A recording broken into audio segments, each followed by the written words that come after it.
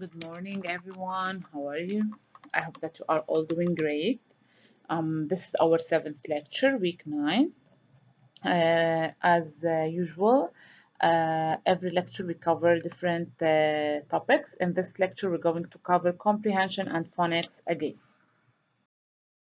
What objectives are we going to cover in this lecture? At the end of this lecture, you will be able to look between the lines and make discoveries, identify new keywords, define the drama mystery play, which is a new genre, recognize the point of view of a written story, form and use contractions correctly. Let's start with the phonics part, which is about contractions. What are contractions? From the word contraction, when we say contraction, we mean something smaller. But how could this be in phonics? Let's see. Definition, first of all, what is a contraction? A contraction is a word or phrase that has been shortened by dropping one or more letters. So, we shorten words by dropping letters. In writing, an apostrophe is used to indicate the place of the missing letters. Contractions are commonly used in speech or written dialogue, in formal forms of writing, and where space is at a premiere, such as in advertising. If you notice that in most advertisements or ads, we use short words, contractions, so we use the apostrophe in order to show contractions. We rely on contractions all the time in normal conversation. Also, we use it in conversation. When people speak to each other, there is typically an expectation that they will use contractions like can't, won't, shouldn't, whenever they can, as doing so saves time. So, when we use contractions, we might feel that we're saving time. Standard contractions in English. Let's cover some contractions that we mostly use them like are not. Okay, we want to shorten it. We want to make it short, so we say aren't. We drop the O. We stick the N to the R. We add apostrophe, then we add T. This is when we're using the negative not. Is not the same, isn't. Okay, we stick the N to is. We remove the O. We add apostrophe, then we add T. Could not, couldn't. The same rule. Cannot, can't. Now we move to have, using have, could have, okay? So we remove the HA from have, we add apostrophe, then we add VE. Did not, didn't, also this one for the negative. Does not, doesn't. Do not, don't, okay? We still have other contractions. You have, you've. She had, she'd. So you see here, they had. We removed the HA, we added apostrophe, and we added D. This is how we must form the contraction with had. I have, I've. You are, your. There is, theirs. Okay, in is, we remove the I, we add apostrophe only. We are, we're. He would, he'd. We will, we'll. So this is what we have to cover in phonics only this lecture. We have similar exercises in the worksheet. Make sure that you solve them by yourselves. Now it's time to move to the reading comprehension with a new text, a new story. Are you ready?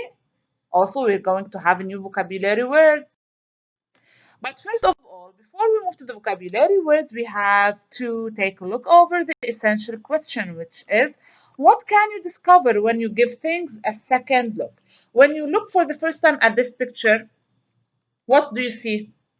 You might say a land, okay? But look again. Look between the lines. If you look with concentration, focus more, you might say, oh, I see a face on the ground. I see shapes. It's like a map. Okay, so you see, when you look more, when you look between the lines, you find a lot of things. You might say on the left, we might have a flower. That's right. So often we need to look at something a second time to see the whole picture. At first glance we mean at the first look, this is a map of the United States. Now look again, see the trees, you see the trees? This map has been made in an unexpected place. As you reconsider this photo, notice the light green layer of lines beneath the big map. How do you interpret that picture? So you see, when you look for the second and the third time, you would notice that it's not what you have discovered from the first glance. So you must always look carefully and look between the lines in order to discover things.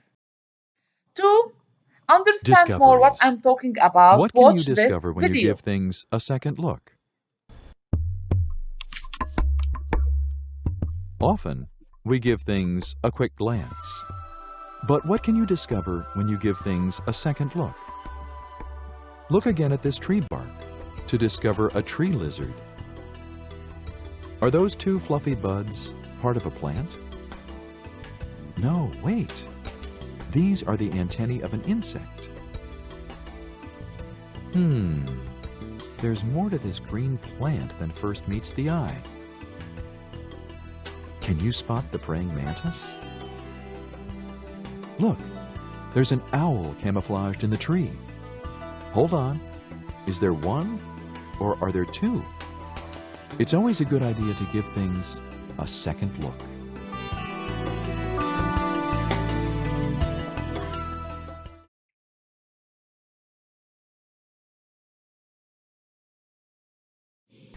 So you see, it's very important and it's better if you give second look for everything that you want to discover, because you will have or you will get plenty of discoveries when you look for the second and the third time. Okay, now let's move to our new keywords. The first two words are astounded and concealed. Astounded. Jada was astounded by her high score on the computer game. If you look at the picture, how does this girl look? She looks surprised or amazed. That's right. Yes. So astounded means to be amazed. Okay. To be surprised. She was surprised by her high score on the computer game. Concealed.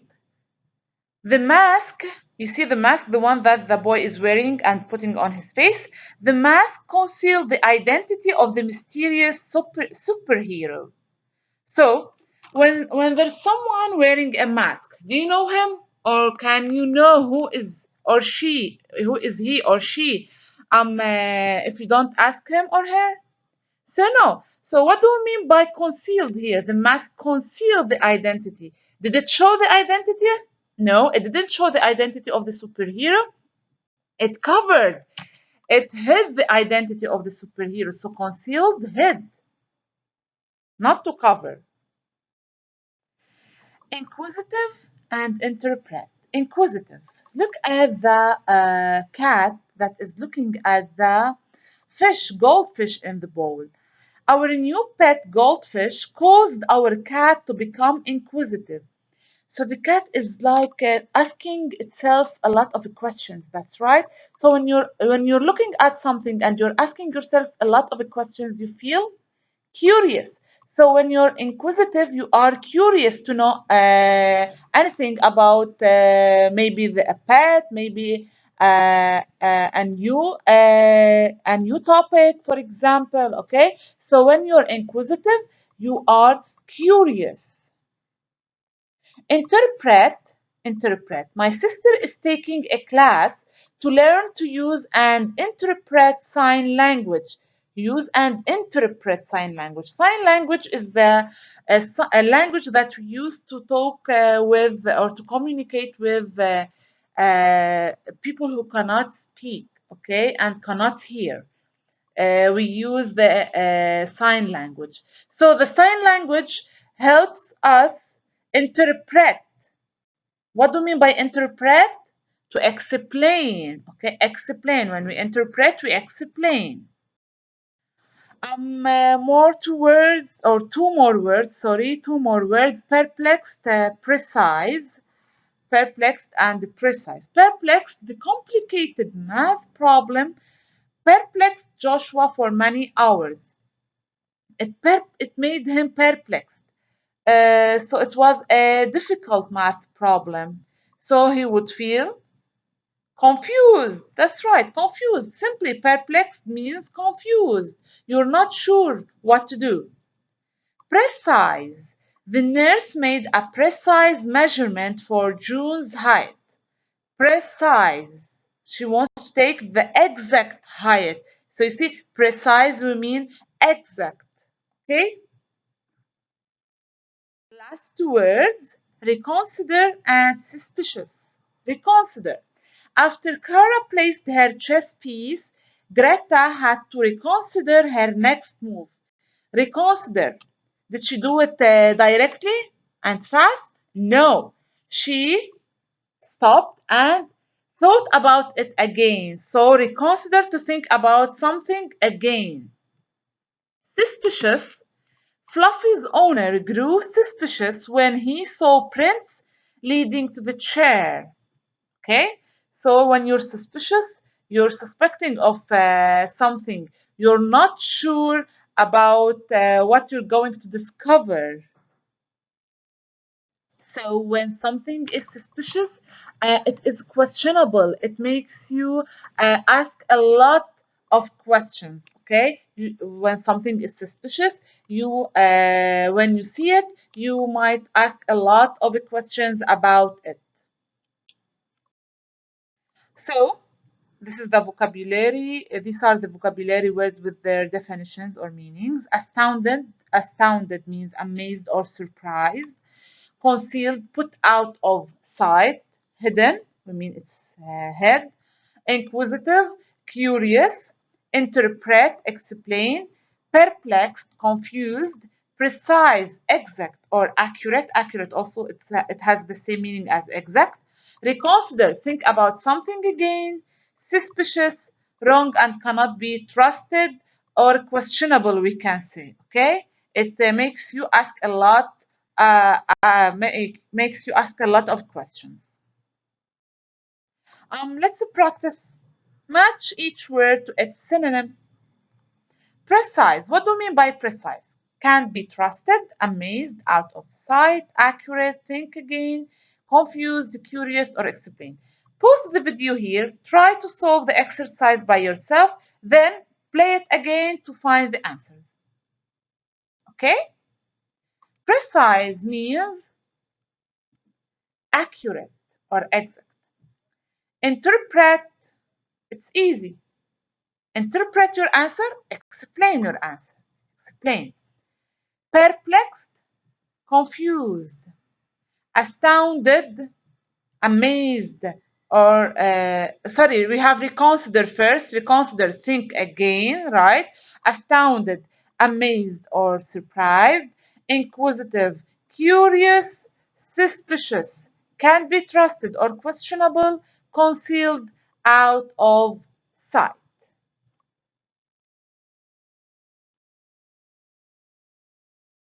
Okay, so now that we have finished from our vocabulary words, it's time to move to the story. But first of all, we have to know what's the genre of the story. Our story title is Where's the Brownie? Okay, and if you notice here under the title, there is something called cast. We have Sam and Alex Jensen, twin sisters, with different personalities. Sam is athletic and outgoing. Alex is quiet and studious. Narrator, one of the sisters, 10 years later. Evan, a classmate. Nick, the building superintendent. And Nikki's young son. Nikki, his next young son. Okay.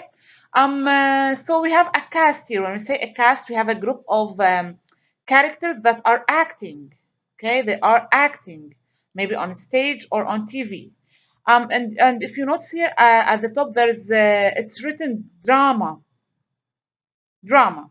So, what is the genre? The genre of the text is a drama, mystery play, especially. Okay, so it is a mystery play. When do we say that the text is a drama mystery play? The mystery play centers on a mystery that must be solved using clues. So there is a mystery and it must be solved. How do we solve it? Using clues. Also, it is made up mostly of dialogues among characters. So we mostly have dialogues. And it contains scenes, setting details, and stage directions. It contains scenes, setting details, and stage directions. Okay, so these are the features of the drama, the genre mystery play. These features, you have to know them because whenever I ask you about the genre, you have to justify your answer or to give me an evidence or a reason. So you must know that a mystery play centers on a mystery that must be solved using clues. It's made up of dialogues among characters and contains scenes, setting details, and stage directions. So I think now we can start with our story. Where's Brownie? Scene 1. Setting a two-person bedroom in an apartment. Sam sits at a messy desk, creating a poster. Evan works at a clean desk. Nearby are an empty terrarium and a paper bag that is wet and torn at the bottom. Narrator: whoever claimed that two heads are better than one never met my twin sister. Half the time she makes problems worse rather than better, like when we lost Brownie, our pet chameleon. Alex enters. Sam and Evan quickly cover up their work. You see, these between brackets are called stage directions. Alex, how was the science fair? Did everyone like Brownie? Sam, they did. Mr. Rollins was astounded that my exhibit was so good. Sam tries to hide the empty terrarium from Alex. Alex, so where's the Brownie? And why is Evan here? Evan and Sam begin texting on handheld devices. Alex, how should I interpret the silence? You're making me feel suspicious. And where's the Brownie? Sam, Brown is missing. But look, Evan and I made these. Sam pulls out a poster she had concealed on her desk. Sam, we'll put them up at school tomorrow. Alex, what makes you think Brown is back at school? Sam, because that's the last place I saw him, in that bag. Alex, hey, the bottom of the bag is all wet. Sam, maybe it got wet in the lobby. Little Nicky was playing in the fountain with his folded paper boat thingies. Alex, that's origami, to be precise. Hey, the back has a rip. Sam, rip? I didn't see a rip. Oh, at the bottom. Alex, follow me. I think I know where Brownie is. Narrator, we raced to the lobby. Brownie had been missing for over an hour, but better late than never. Scene 2. Setting. The lobby of the apartment building. So you see the setting of the scene changes. A tall green potted plant stands next to a small fountain where Nicky is playing. Alex, Sam, and Evan talk to Nick near a bulletin board. Nick, so these posters are about your lizard, Brownie. I'm still perplexed as to why you think he's down here. Sam, because we already checked upstairs. Alex, Brownie is a chameleon. We think he escaped when Sam set the bag down near the fountain. Nick, hey, Nicky, any brown lizards in the lobby? Nicky, nope. Nick, maybe you should reconsider this and try searching your apartment again. Evan, wait a minute, checks his device. It says here that chameleons climb trees. Nick, Nicky, any brown lizards in that tree? Nicky, nope. Evan, it also says that chameleons prefer running water like that fountain. Nick, Nicky, any brown lizards in the fountain? Nicky, nope. Nick, what else does that thing say? Sam, yeah, Inquisitive minds want to know. Alex to Sam. Don't you want to find the brownie or are you thinking out of sight, out of mind? Sam. He's just a lizard, Alex. I mean, chameleon. It's not exactly absence makes the heart grow fonder. Evan. Listen to this. Chameleons change color to match their environments when they're confused or afraid. Alex. Of course. Nikki, any green lizards over there? Nikki points into the tree. There's just that one. Alex. It's a brownie. Sam, confused. Brownie has always been brown. Alex. That's because we put only brown things in his cage, like branches and wood chips. Evan. Maybe you should buy him a green plant. Sam. And a little fountain. Nikki. And boats to go sailing. Narrator. Well, that's how we found our beloved Brownie, and all was well with the world once more. Okay, guys, I hope that you have enjoyed the story. It's not difficult, not complicated at all, and it's funny at the same time. Now it's time to move to the comprehension skill, which is the point of view. What is the point of view? Okay, if you want to determine what the point of view is, then follow me. Point of view. The point of view in a work of literature is determined by the narrator, that is, the person telling the story. So, to determine the point of view of a story or a play, we have to focus on the narrator. Why? This narrator may be the author or a character in the story, book, play, or poem. So, I have two cases. In the first case, it's when the narrator is only the writer or we call him author of the story. But in the other case, it's when the narrator is also a character at the same time in the story. So I have two different cases. In each case, I have a different point of view. How can I know what's the point of view? Follow me in order to tell you the hints or the evidence to figure out what point of view the story has been written from. First person point of view. The first point of view is the first person. If the narrator is a character in the story, this is first person point of view. So in the first case, when the narrator himself or herself is a character in the story, so they say that the story is written from a first person point of view. How can we figure it out? Let's see. One way to recognize this is the use of the pronoun I by the narrator. So, to figure out if the story written from first person point of view, we have to look for the pronouns. If the narrator uses a lot the pronoun I, my, me, mine, okay, so this shows that the story is written from first person point of view.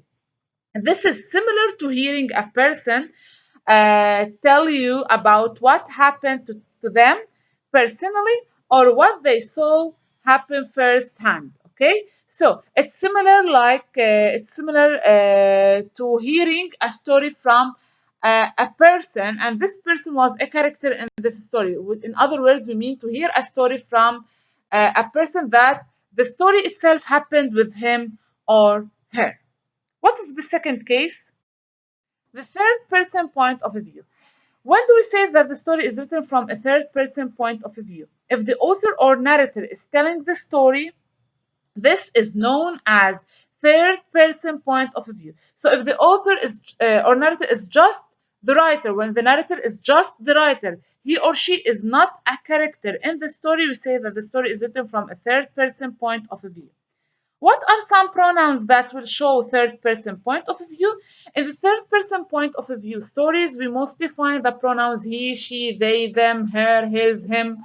Okay, so you have to notice something that when you want to figure out the correct point of view, you have to focus on the sentences outside quotations because even if the narrator is not a character in the story, but between quotations, we might use the pronouns I. Okay, when we are quoting sentences told by characters themselves. So when you want to figure out the point of view, of a paragraph or a story, look at the pronouns outside the quotations.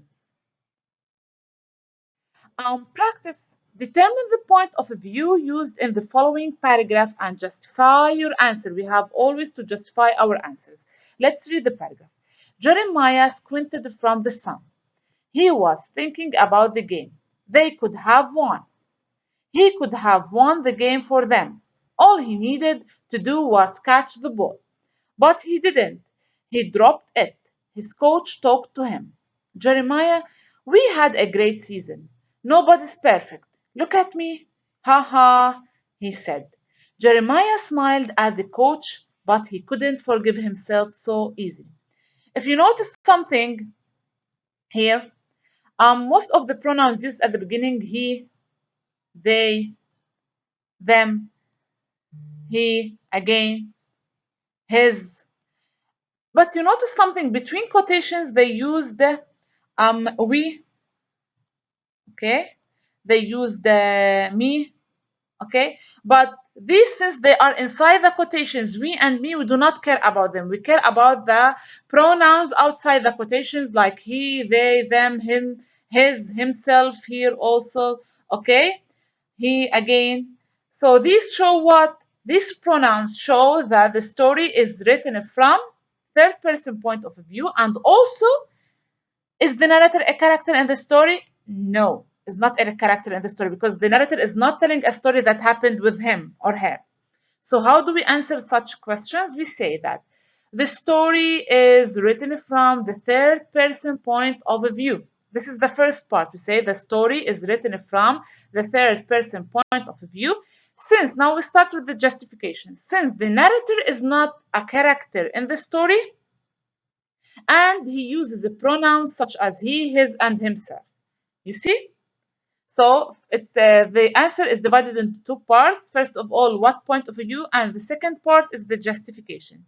Let's say that the story is written from first person. We say the story is written from the first person point of view, since the narrator is a character of the story and he uses the pronouns I, me, my if they are found. Okay? It's easy and not difficult at all. Okay, guys, now we have reached the end of our lecture. I hope that you have enjoyed it. It's time for you to go and solve the worksheet. If you still have any questions, any notes, write them down, and wait for tomorrow for the live session so we can discuss the questions together. Stay safe. Bye bye.